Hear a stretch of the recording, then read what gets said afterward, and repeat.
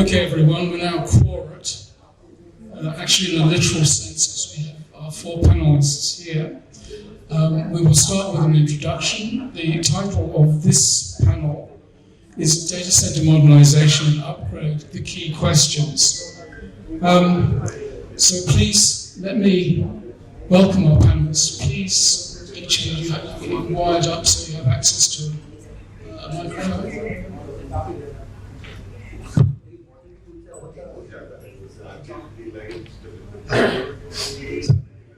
Hi, this is I'm from Core Integra Consulting. We are in the market of regulatory technologies and compliances. We are in the top 2 national level player in the compliances. Hello. Yeah, this is Ashish Nagvekar, and good afternoon, ladies and gentlemen. I know it's after lunch and we understood that guys are going to be sleepy. I head the Panchashil Realty. I'm the head project there. Panchashil Realty is a well-known name when it comes to high-end residential projects, IT parks, hotels, and malls and all that. We recently have moved into a space of data center construction and construction management. Hey, hi. Good evening. Prashant there is sites. I work for the India Influent Finance Limited at a group level. I support for their program management, service delivery, and technology GRC. Okay, I am carrying with the 3 decades of design and build data center experience, where I work with multinational companies like Dell, Emerson, and APC. Okay, I am hands-on into design and build of the non-IT and IT data centers, and fortunate to build more than 2 lakh square feet floor plates with the hyperscalers of more than 20 megawatt. Thank you. Hi, good evening everyone. I'm Sandeep Dandekar. I have been in this data center industry for a little over a decade, about 12 years now. Currently working with a leading data center company. Happy to be here along with you. Thank you all for the introductions. We seem to have a variety of perspectives on this issue, and I'd like to dive deeper into those as we go through the panel. But can I just start with a very basic question? I've written down modernisation, upgrade, refit, refresh. What sorts of things are we talking about? Just some general projects. I don't need the specifics of a project, just the types of things that come into your mind.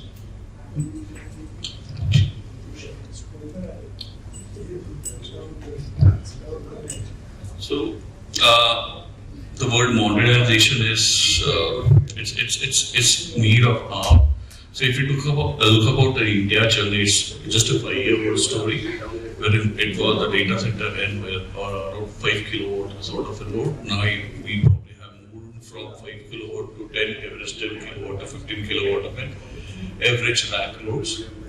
Now looking at the scenario, I think this is what I pursue when we talk about modernization is improving on the use of hyperscale cloud solutions in on-premises,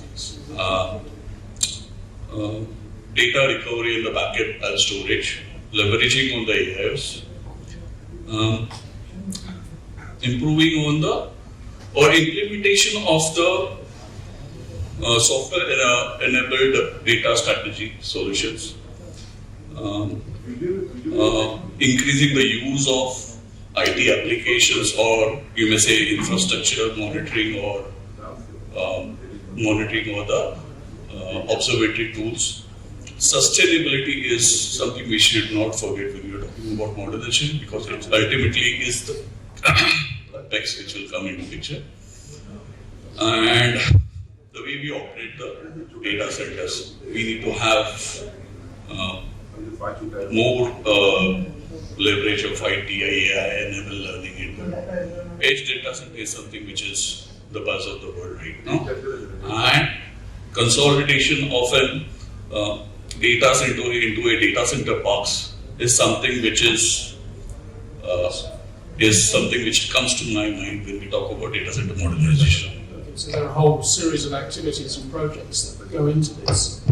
Other people, please. Yeah, so adding to the sir is that we cannot forget the regulatory compliances which is changing day in day out as per the new ESG laws or the new environmental laws. As I was reading about some session today, so where the carbon emission or carbon footprint, if we don't take any steps towards that, so what we were having in the 2022, if the same standards continue, by 2030 it will increase by 33%. So for me, modernization is adaptation of all these laws and to make sure that we reduce our carbon footprint. That's very much a driver for modernisation. So, Okay. From my perspective, the modernization, I will try to bucketize the two different buckets. First is the non-IT and second one is the IT.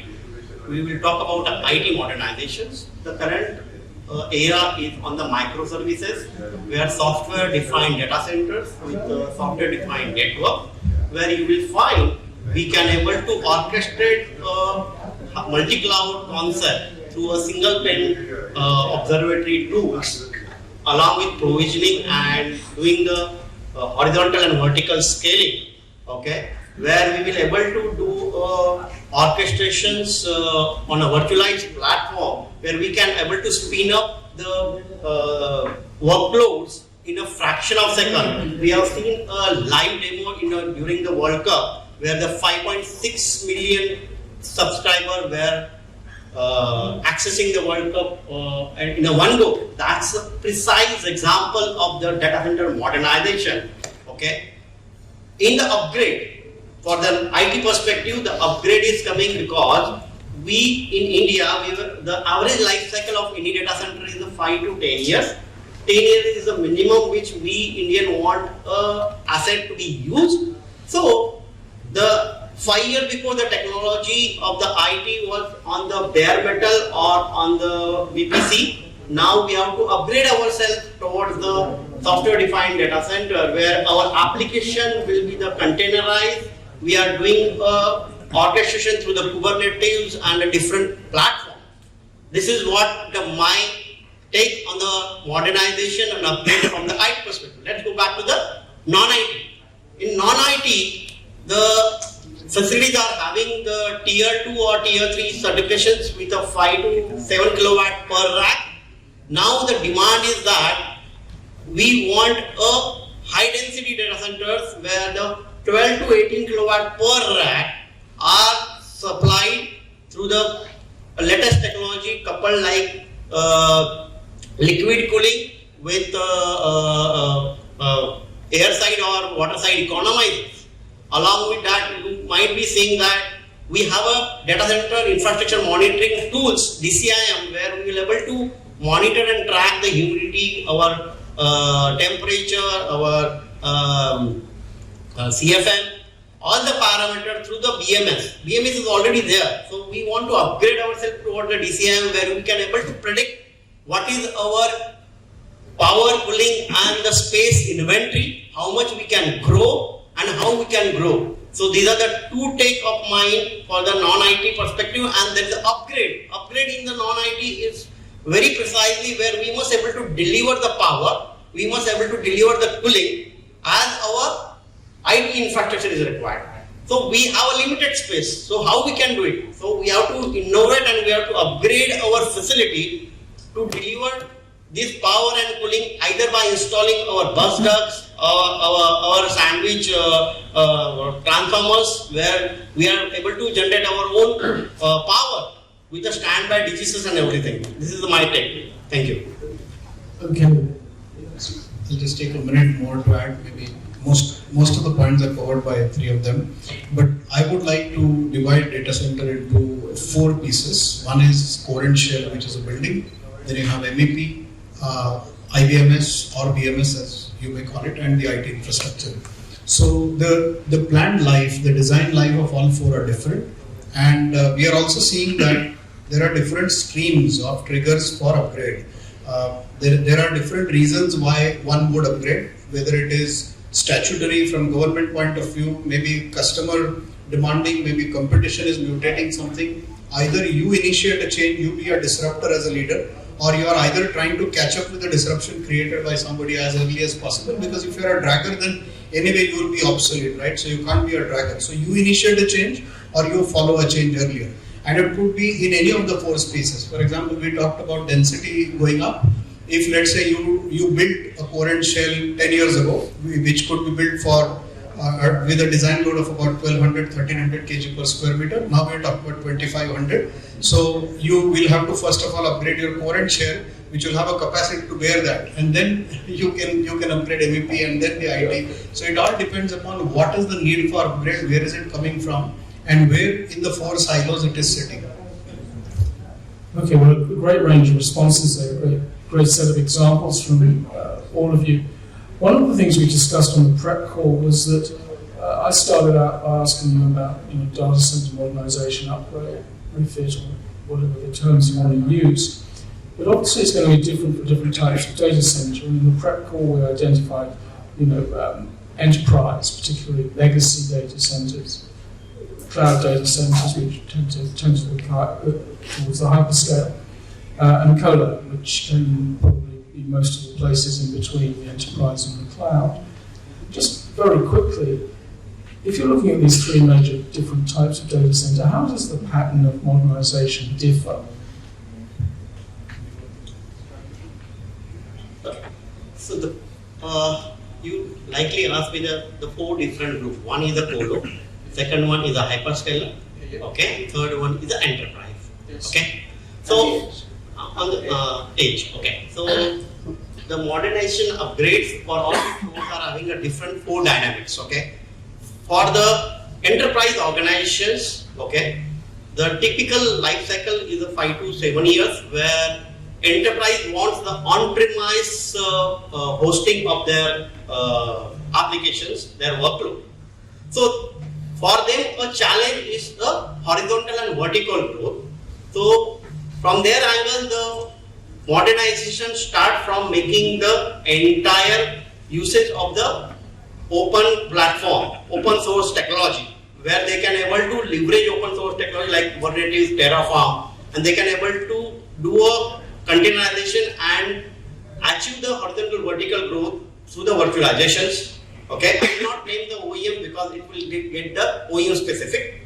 So this is how the enterprise is going to do. But enterprises can take a more advantage by clubbing the multi-cloud through the hybrid cloud connectivity. Okay, using the colo premises. Now I am shifting my discussion slowly from the enterprise having their in-house data center to the enterprise having the data center in a colo, where they can house their on-premise data center, hosting into the colo premises, but connecting with the hybrid cloud, be it the GCP, Azure, AWS, Oracle, through the hybrid connect, or they can do a private cloud using the colo providers. So this is the upgrade and the modernization technique for enterprise.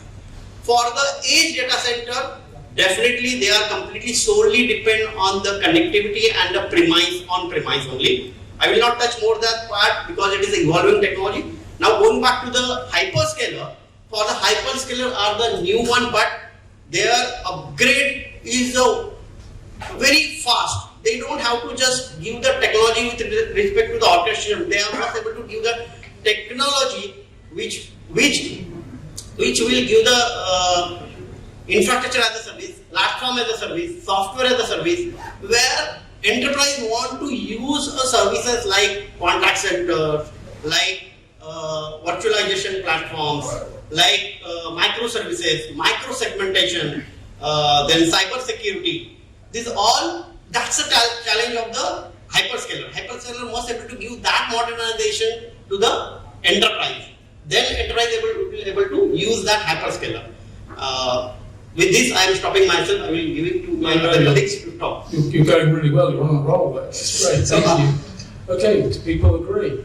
Adding to Prashant is that, see, I'm not from a data center background, or I don't run a data center, but I run into regulatory, I run the businesses. So we're into advisory services. When I have the people like Prashant and the team who can take care of my entire data center business, why should I run my own in-house data centers? So there is, when I outsource it or when I move it to the colo, so it will give me a freedom to focus on my core businesses. So this is another reason for me to upgrade. Okay.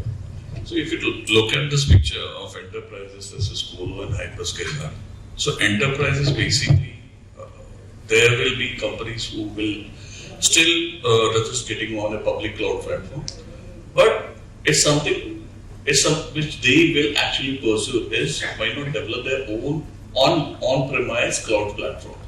It's where they're going to increase, they will have issues to it.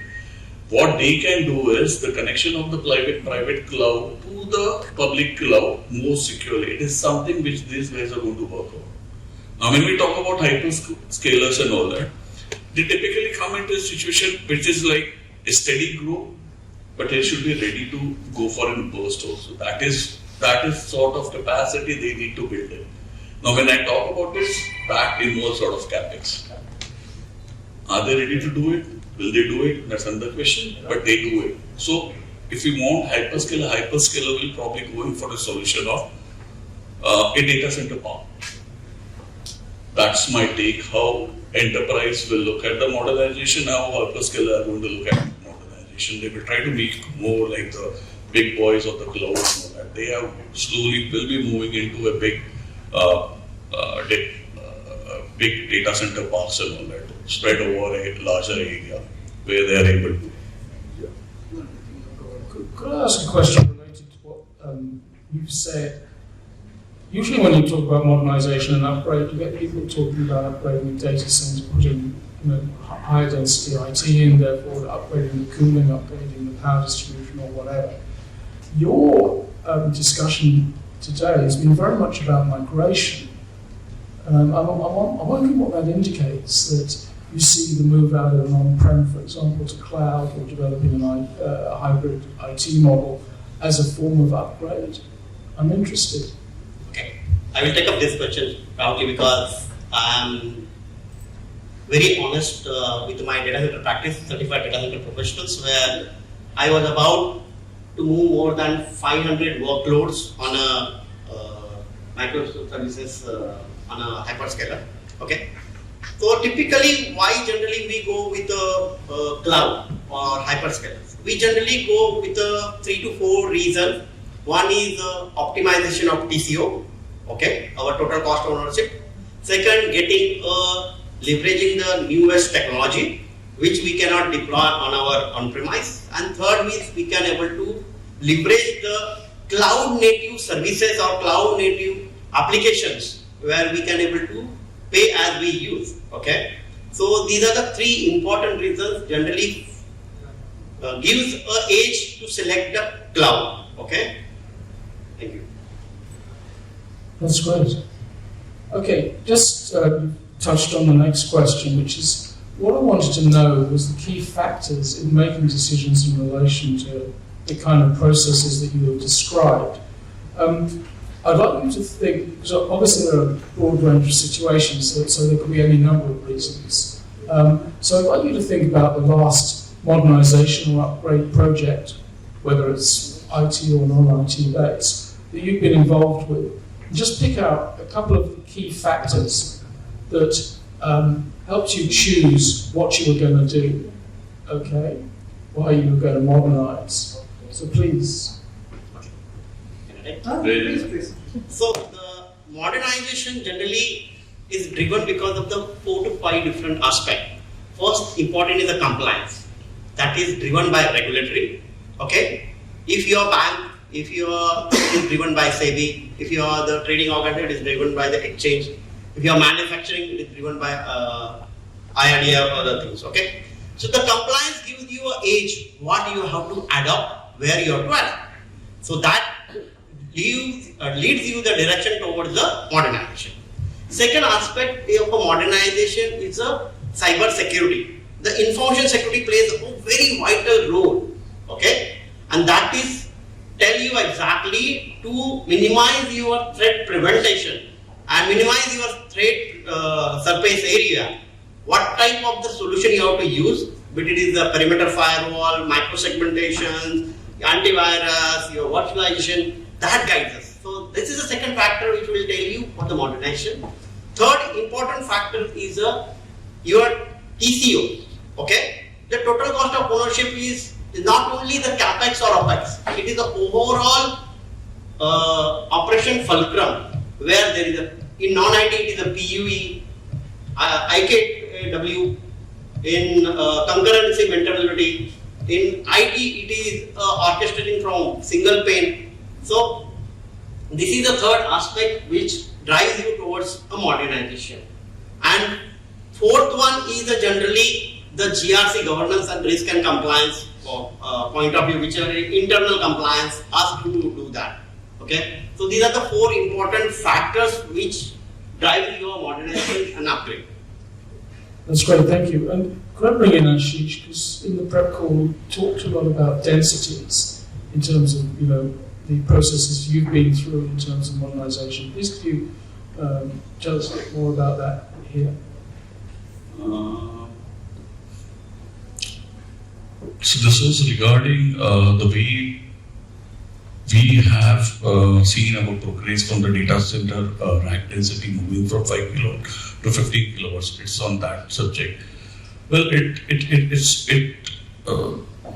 possibly this thing question, like if you talk about data center development in India, it's just a 5-year-old story. It's not too old. We are pretty new into this space.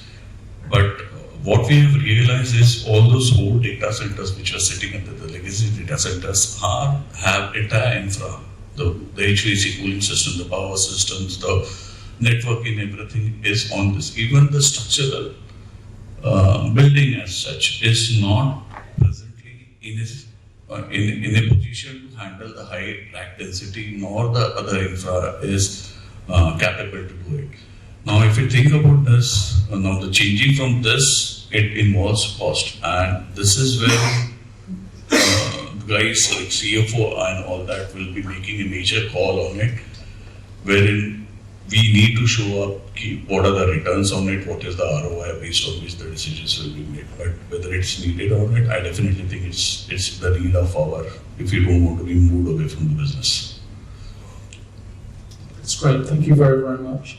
And could I start with a new topic, if you like? Because obviously, modernisation upgrade aren't usually the only things that you can do. If you're an enterprise, you've been facing some of the issues that have been raised here, you can go and outsource, you can go into colo, or you can, in certain situations, migrate some of your footprint into cloud. Why does, if modernisation is one of an options, what do you think makes a company favour it as an option over just knocking the data centre down and building a new one, or co-locating, or all of the options that you have? Would you repeat the question? Yeah. Obviously, modernisation may be one of a number of options that you can knock down the data centre and build a new one. You can co-locate the footprint, just borrow somebody else's data centre just to some degree. You can move it to cloud, if you like, depending on what the type of workload is. I'm just interested as to how you feel that modernisation fits into that set of options, please. Sure. So these will be my individual views, of course. These are not my organizations. So I must clarify that. So I think it's a question whether it is you see it as brownfield or greenfield, because what you said is, do you transform the existing one, do you modernize the existing one, or do you build a new one? So it all depends upon what is the horizon of business opportunity you are seeing. And let's say if you are seeing a business opportunity for which you would like to do upgrade 5 year, 7 year long, or is it like 15, 20 year long? If it is more than 5, 7 years, then it makes sense to go for a greenfield, in my opinion. If it is 5, 7 years and you're a little uncertain of what changes may happen beyond that, it's a safer option to do brownfield because your capex, your investment is going to be a little lesser. The second thing is, it is very important, therefore, the need for upgrade, the number or the frequency of need for upgrade is directly proportional to the speed of change. And if you see overall, whether it is MEP technology, whether it is IT technology, the speed of change is enhancing now. So if possibly in a data center life cycle of 20 years, if there was a need of upgrade, let's say 3 times in the past, you possibly have the need for upgrade now 5 or 6 times, which means you have more frequency, lesser horizon between the two upgrades. So therefore, while you are designing the data center in the first place, its mother systems like electrical networking system, electrical delivery system, and HVAC and everything has to be nimble enough, has to be agile enough, so that your cost, your time taken to execute every upgrade is as less as possible. And that's what I call by agile design. It has to be taken into account that even if you're designing a system for 15 or 20 years, it shouldn't be very heavy. The inertia offered by the system towards upgrade should not be high. So to add to this, and this is one of the questions which comes to mind when I think about modernization and the challenges towards modernization. It's basically a question between evolving or against rip and redo everything. Now, if you think about this is the challenge. Now, we have certain business demands, certain mission critical application to have an high on time or highly available. Yes. Now, if this is to be considered, I definitely cannot go and it's as good as you're flying a plane and at the same time you need to fly and also modernize the plane. You cannot Kind of open heart surgery. Yeah, exactly. You have to keep the patient alive and still the things to be done. So it is that call which every existing player has to take, how much he has to go it in his second, and definitely all this thing is more like capital. So capital won't be invested upfront; it will be invested in steps only. Yes, can I just offer a quote from Bill Flayman, who was based in Chicago, who was our data center convention in New Zealand, talking about a similar subject, and he said trying to adapt a data center for AI is like trying to change the wheels on your car as you're driving on the road. Which I thought was a nice way of putting it. Sorry, please. We'd like to add more points here. Adoption, whether it's the colo or the cloud, there are so many factors, but as for me, this is my personal view, important factor is time to market. Your go-to-market strategy design, whether you have to go on cloud or you have to go on premise, whether you have to upgrade on-premise or you have to have hybrid cloud, that's all go-to-market. So you can see new startups are coming up with the cloud-native applications. They can spin up and they can start their product within a week, right from strategy to the market. In that scenario, nobody can afford to go on-premise. So the choice of colo versus cloud versus on-premise is totally, as per me, on a go-to-market strategy. How fast you want to position your product into the market. That's my perspective. Okay, that's great. If I may take a minute. Please. I think every upgrade has three parts. One is the need, the decision, and the execution. So you first feel the need to upgrade, and as I said, it comes from stream of likely 4 or 5 different reasons, but wherever it is coming from, that's first the need, phase one.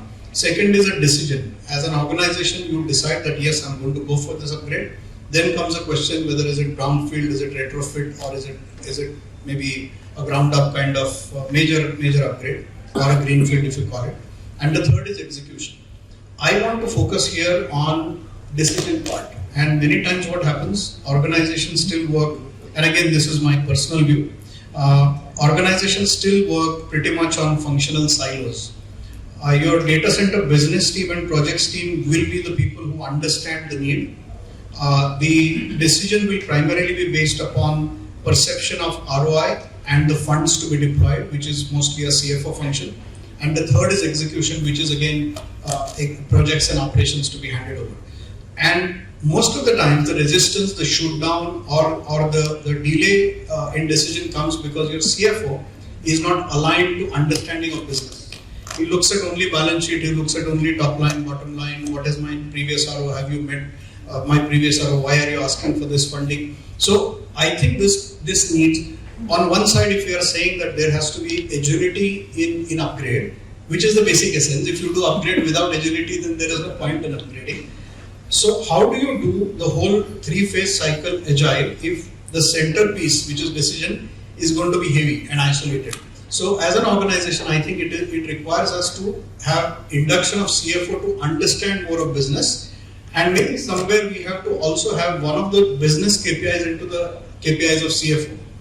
Only then he is a part of the decision making. If every stakeholder wants to move fast, and he also then has to move fast if he has a KPI associated with that. That's interesting. What do you see as the role of what one might call proactive maintenance and management technologies in this sort of an area? Because they've been talked about for over a decade now. The systems that can actually take some of the pain out of this whole process. Any thoughts, anyone? Repeat your question. Repeat your question. Yeah. There's been mention for a long time about what one might call proactive maintenance and management technologies that help operate a data center. And I'm just interested in how the panel sees them as affecting this whole area that we've been discussing. Okay. So once again, I will answer this into two parts. One is for IT and one is the second is the non-IT. For IT, the model of the fault finding or the troubleshooting is through a monitoring tool. We have a monitoring tool which monitor our network, our server, storage, our information security products, and gives us the alert to our central tool, through our central tool. Okay? In modernization, that whatever alerts, events are getting triggered, it is now analyzing by beforehand through a predictive, it is termed as a zero incident framework, ZIF, in the market. Okay? That all the events, logs are getting collected at central locations, and it is through the AI and machine learning model, it is predicted that which type of the issue is going to be generated in my network, whether on my server, whether my storage. So this is the predictive maintenance cycles generally in IT sections we generally drive. In non-IT, there is already we have seen the reliability center maintenance. In IT, it is called as a system engineering. Okay. In non-IT, it is a predictive engineering. Okay. In that, you generally carry out a conditioning monitoring of your transformer, your bus duct, the flow of your current, your voltage, your drops, your harmonics, your conductivity, your grounding, your bounding, and you collect all the information through a DCIM like tool, and you predict what is generally going to happen, whether your auto change over is going to happen or not, whether you are getting harmonic free power, whether your demand is going to increase, and all these things. Okay. This is the my take. Okay. Yeah, very, very good. So bottom line is moving from response to predictive. That's what it is happening. Okay. Now we're moving towards 5 minutes when I want to open the panel to some questions from the audience. I've just got one final question, and this is probably a one-word answer. Okay. And it is, does the industry pay enough attention to modernization and upgrade? Do you think they're aware of what they can do with it? Yeah. Yes, it does. It That's does. great. Okay. And you all agree, so let's hear it. All right, let's open up to the audience. Does anybody have any questions of our panel, please?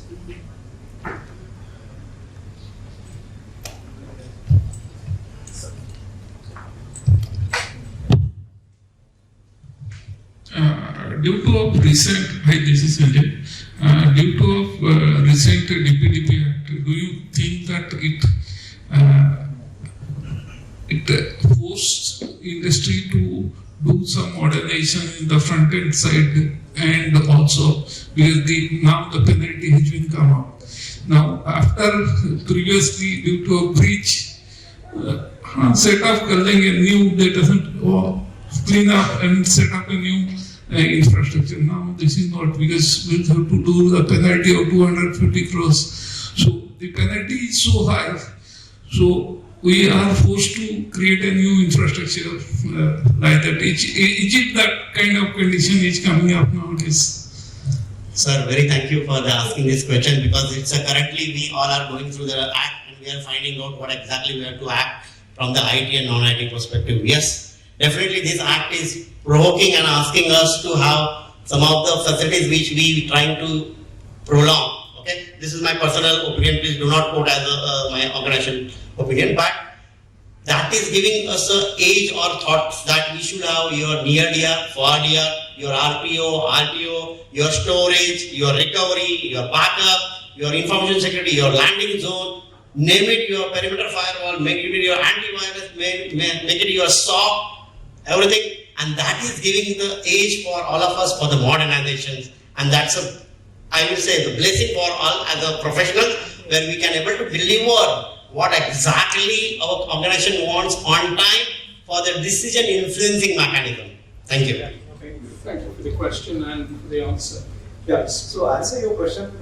This is, coin has a two faces, so this has a two face. Those who started acting on the IT Act in 2000, so they prepared themselves that one day this kind of a thing will come into the picture and we may have to face the penalties. So they are preparing, but they were not serious about it. But there are so many people saying that, okay, jab aayega dekhenge. When it comes, we'll take care of it. So it is helping people to understand what is going to come and what we need. So since many data centers are already in line with those acts, so they are good. So there is nothing to worry about it. It's like, useful for both the sides, the users as well as the data centers also. Thank you. Okay, any further questions, please?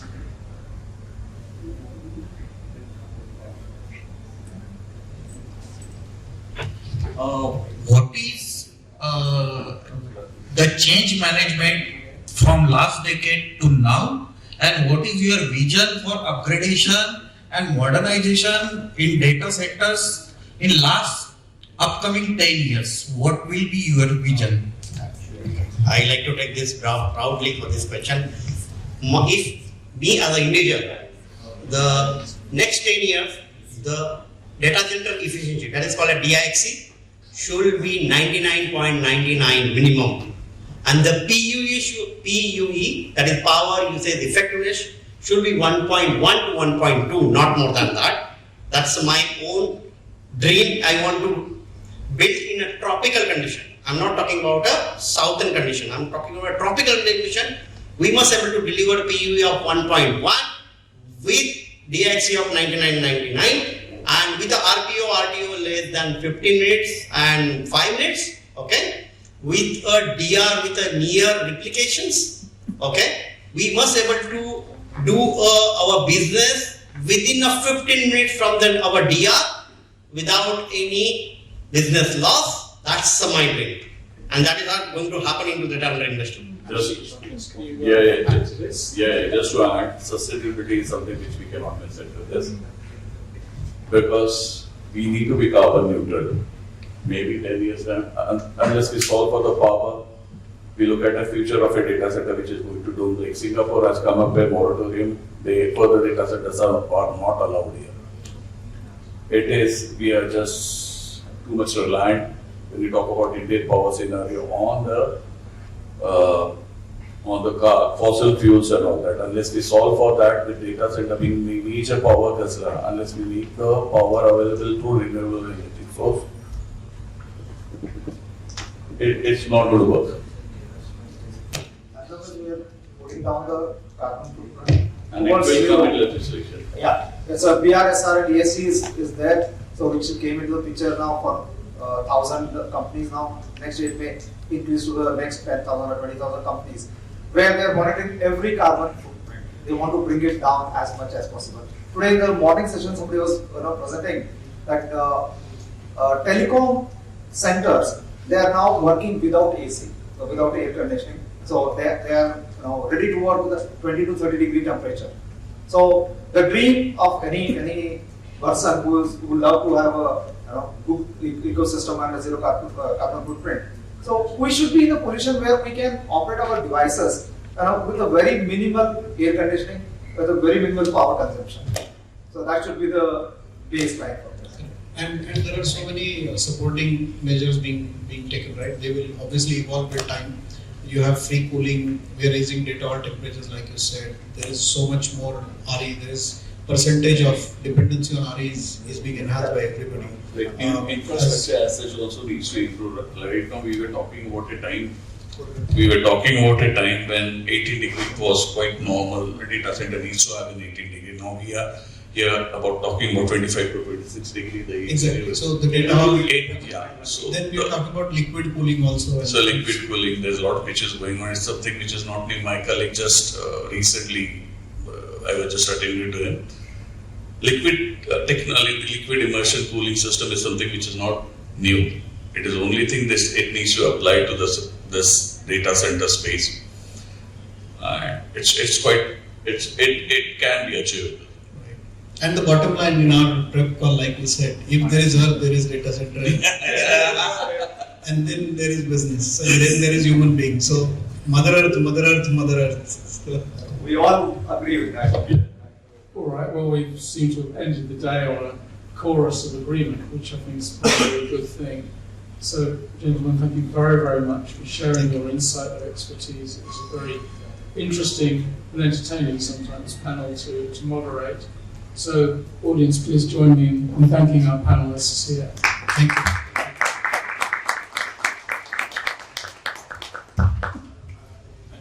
Just hold on, I think you get a gift provided by Fuji Electric for your participation in the panel.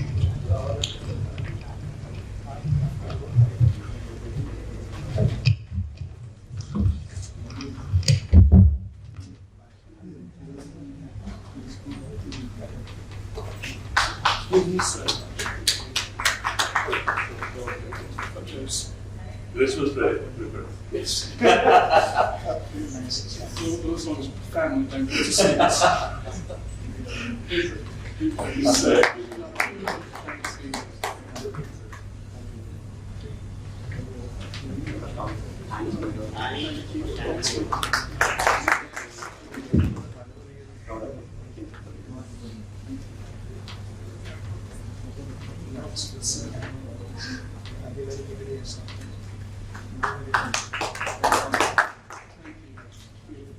Thank you all very, very much. Thank you. And I think there are drinks going on at some stage. Sorry. We haven't done the best question, have we? I actually think it was the first one. Yes. Okay. Yes. Thank you. So, yes.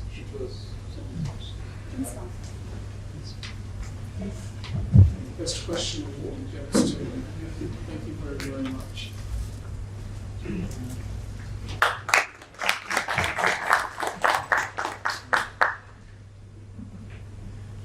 Thank you. Thank you very much.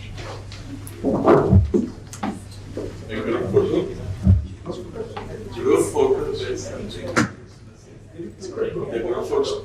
Yeah. Boss. One more. Thank you. Thank you. Thank you. Sure, sir.